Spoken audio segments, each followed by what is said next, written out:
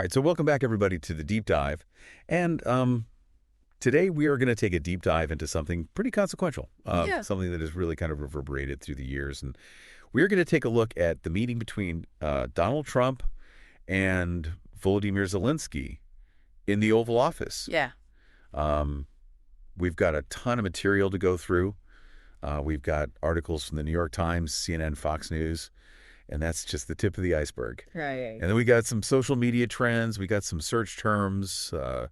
This meeting got everybody talking. Yeah, it really did. We had Lindsey Graham weighing in, Sean Penn. Even Whoopi Goldberg chimed in on this thing. Wow. And so, there's a lot of different angles here. Right. There were a lot of rumors flying around about what happened in the Oval Office. Zelensky's attire became a big topic of conversation. I remember that.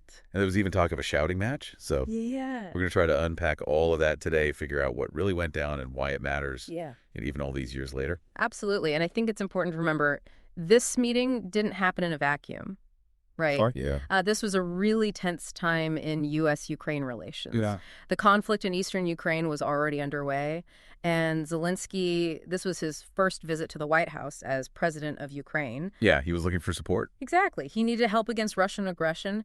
But at the same time, you had Trump dealing with a huge political crisis back home. I mean, the impeachment inquiry was in full swing. Oh, yeah. It was a crazy time in American politics. Yeah. And, that impeachment inquiry was all about whether Trump pressured Zelensky to investigate his political rivals, in exchange for military aid. Yeah. And this meeting took place right in the middle of all of that.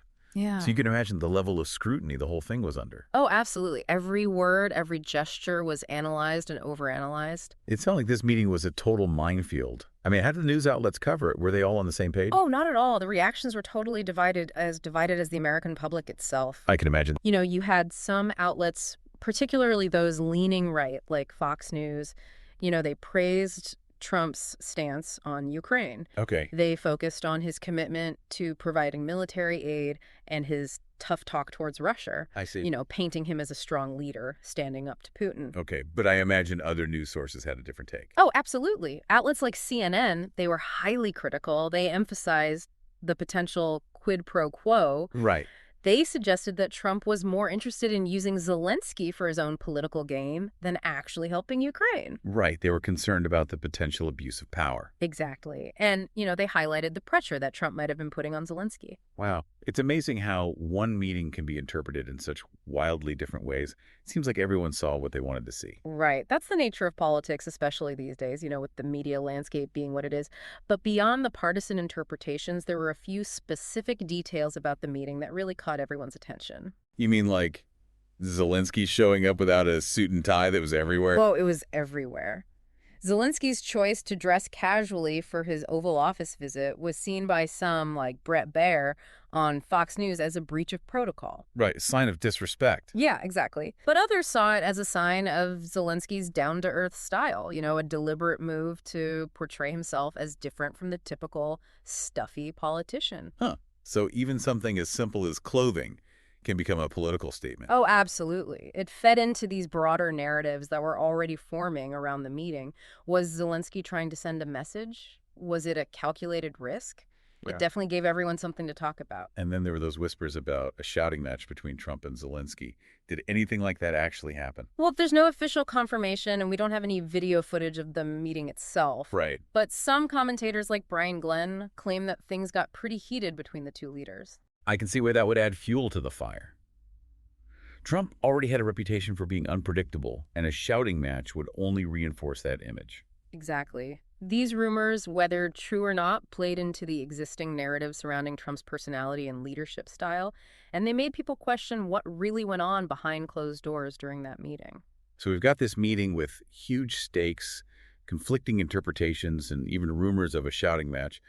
What does it all mean? Why should we still care about this meeting years later? Well, I think this meeting became a flashpoint, a microcosm of the deep political divisions within the U.S. And the complexities of the U.S.-Ukraine relationship. It also raises some important questions about how events are shaped by individual personalities, political pressures, and media narratives. We see how these factors all came into play in this meeting. And when we consider what's happened since then, the escalation of the conflict in Ukraine, Mm. the ongoing tensions between the U.S. and Russia, it makes you wonder what role this meeting might have played in shaping the course of events. It's a question worth pondering. Could different choices, different words have led to a different outcome? It's impossible to say for sure, but it certainly makes you think, how much did this meeting contribute to the current situation in Ukraine? Yeah, it really makes you think about the butterfly effect and how even seemingly small events can have far-reaching consequences. Absolutely. And that's why it's so important to examine these moments in history, to try to understand the forces that shape our world. Absolutely. Well, that's all the time we have for today's deep dive, but it certainly gives us a lot to think about. It does. Thanks for joining us, and we'll see you next time. See you later. Bye. Oh. Today is your lucky day. Today is the day that our $3 website works for you, paying you directly to your PayPal daily. Imagine $3 ongoing continuous payments to your PayPal account. Imagine falling asleep and waking up to $300 in your PayPal account. How would this make you feel? How could this help you? What bills could you pay? What kind of fun could you have? What does that retirement look like now?